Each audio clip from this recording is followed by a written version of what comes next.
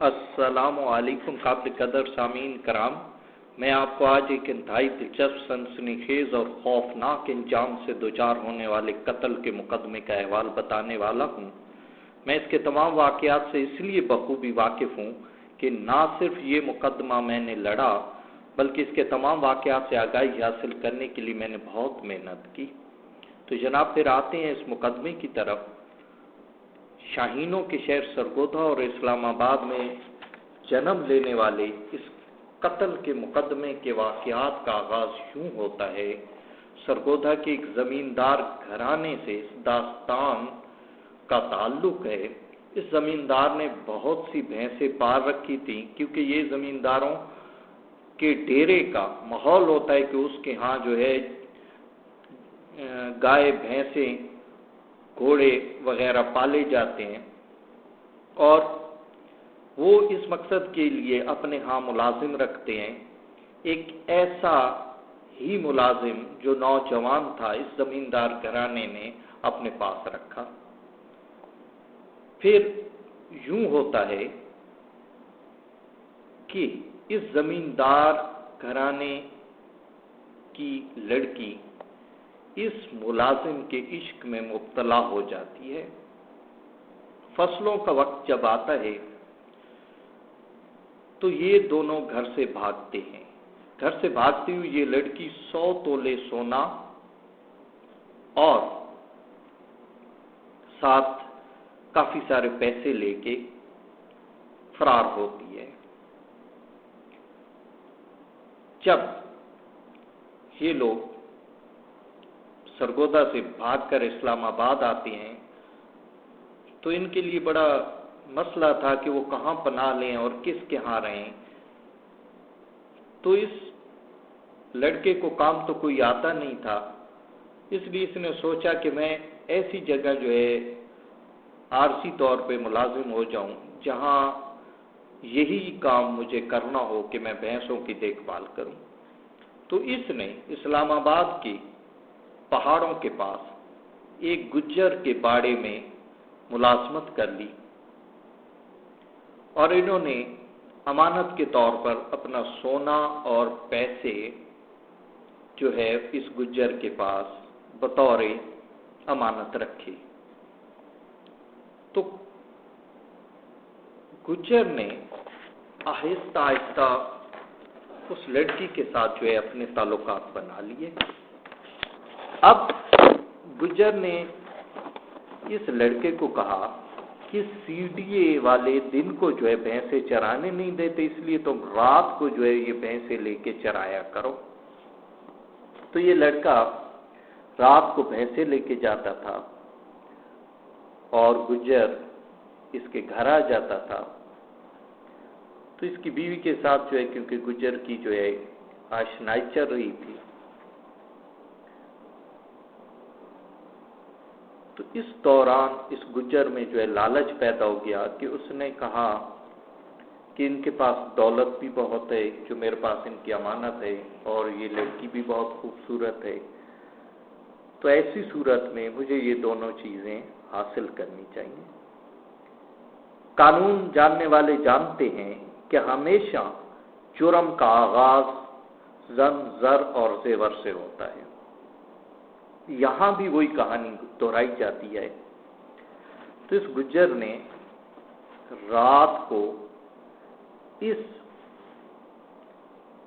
بیچارے لڑکے کو مار کر 200 فٹ نیچے گہرے کنویں میں پھینک دیا۔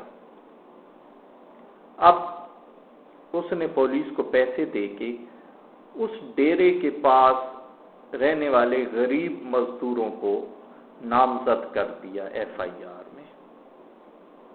میں یہ یہاں بتاتا چلوں کہ اس لڑکے کے باپ کو سرگودھا سے اس نے بلا لیا اور اس کو مدعی بنا دیا۔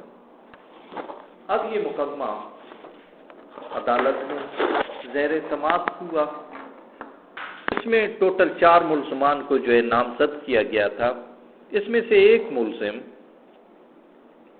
نے کوشش کی کہ اس کی صلح ہو جائے اور وہ اپنے گاؤں کا گھر بیچ کر اس کو جو ہے پیسے دے دے مدعی کو اور اپنی جان چھڑا لے۔ اس نے مدعی سے بات کی تو اس نے کہا چاروں ملزمان مجھے پیسے دیں تب میں صلح کروں گا، ورنہ میں نہیں کروں گا۔ اب اس مقدمے میں نامزد ملزمان کا تعلق کے پی کے سے تھا۔ کے پی کے سے جو ہے یہ مزدور بیچارے یہاں جو ہے سہانے خواب لے کر آئے تھے، لیکن اس جھوٹے مقدمے میں ان کو پھنسا دیا گیا۔ اب جس ملزم نے صلح کی کوشش کی تھی اور اس کی صلح نہیں ہوئی تو اس کے باپ نے مجھے وکیل مقرر کیا۔ میں نے مقدمے کا آغاز کیا، تمام واقعات کو میں نے قلم بند کیا، موقع واردات دیکھا اور اس سے متعلقہ جو گواہ تھے جس سے بات چیت ہو سکتی تھی، اپروچ ہو سکتی تھی، اس سے میں نے حالات واقعات پوچھے تاکہ میں مقدمے کو جو ہے اچھی طرح تیار کروں اور اپنے کلائنٹ کے مقدمے کو محنت سے لڑوں اور اسے انصاف دلا سکوں۔ اس مقدمے کا چالان عدالت میں پیش ہوا۔ مجھ سے پہلے انہوں نے اپنے گاؤں کا ایک وکیل کیا تھا جس نے ضمانت لگائی تھی سیشن جج کے پاس اور وہ جو ہے خارج ہو گئی تھی۔ بہرحال میں نے ہائی کورٹ میں لگائی اور ہائی کورٹ سے میں ضمانت لینے میں کامیاب ہو گیا۔ اب مقدمے کا آغاز ہوتا ہے۔ گجر کو بطور گواہ پیش کیا گیا۔ مدعی بھی گواہ تھا، پولیس والے بھی گواہ تھے، تفتیشی بھی گواہ تھا۔ مدعی سے میں نے پوچھا کہ اس نے اپنی آنکھوں کے سامنے قتل ہوتے دیکھا ہے؟ اس نے کہا نہیں، میں نے اپنی آنکھوں کے سامنے نہیں ہوتے دیکھا، اس گجر نے بتایا۔ تو میں نے کہا کہ اس کا مطلب ہے کہ آپ جو ہے چشمدید گواہ نہیں ہیں۔ اس نے کہا میں چشمدید گواہ نہیں ہوں۔ میں نے کہا آپ نے سنی سنائی باتوں پر یہ جو ہے گواہی دی ہے؟ اس نے کہا ہاں جی میں نے سنی سنائی باتوں پہ گواہی دی ہے۔ میرا مقصد پورا ہو گیا اور میں نے جیرا کو وہاں روک دیا اس مدعی پہ اور اپنی سجیسشن جو میں نے ضروری تھی وہ لکھوا دی۔ اس کے بعد گجر آیا۔ گجر سے میں نے پوچھا کہ یہ درست ہے کہ کنویں کے اوپر کوئی فینس، کوئی باڑ، کوئی ایسی چیز نہیں لگی ہوئی؟ اس نے کہا ہاں نہیں لگی ہوئی۔ میں نے کہا رات کو اگر کوئی شخص وہاں گزرے بے دھیانی میں تو اس میں گر سکتا ہے؟ اس نے کہا بالکل جی گر سکتا ہے۔ میں نے کہا یہ بھی تو ہو سکتا ہے کہ یہ بھی گر گیا ہو؟ اس نے کہا نہیں جی نہیں، لیکن میرا مقصد وہاں میں نے سجیشن دے دی کہ یہ کنویں میں گرا ہے اتفاقیہ طور پہ۔ اس کے بعد ڈاکٹر آیا۔ ڈاکٹر سے میں نے سوال کیا کہ اگر ایک شخص پلازے 200 فٹ کی بلندی سے گرے تو پلازے سے زمین تک اس گرنے کی وجہ سے وہ مر سکتا ہے؟ اس نے کہا بالکل مر سکتا ہے اگر جگہ نیچے سخت ہو۔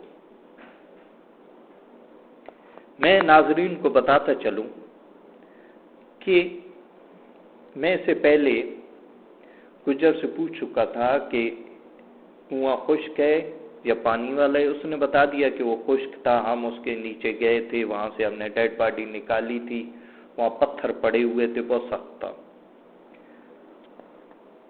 اب میں نے ڈاکٹر سے سوال کیا کہ سر کے بل اگر گرے اور نیچے پتھر ہوں تو ایسی چوٹیں آ سکتی ہیں؟ اس نے کہا آ سکتی ہیں۔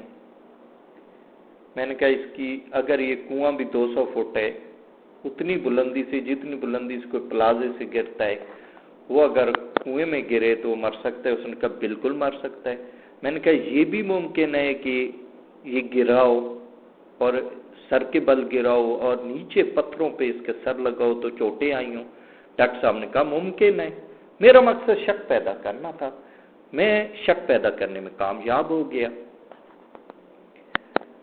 جی صاحب نے کہا کہ آگے. میں نے کہا نہیں جی بس یہاں جرا میری اتنی تھی ڈاکٹر صاحب پہ. اپنی سجیشن دے کے تو میں اگلے گواہ کو بلایا.